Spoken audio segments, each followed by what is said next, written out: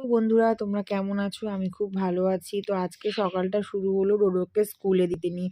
তোমরা সবাই জানো রোডোকে আমি রোজ, রোজ স্কুলে দিতে যাই না। ওর ছোটদি ওর সাথে যায়। কিন্তু আজকে আমি আর ওর মনি দুজনে মিলে ভাবলাম স্কুলে দিয়ে আসি আর আমাদের কিছু কাজ আছে দিয়ে সেরে আসি। মুড়ি কারণ খায়? মানে হচ্ছে তুমি খাও। সামনে সরস্বতী পুজো।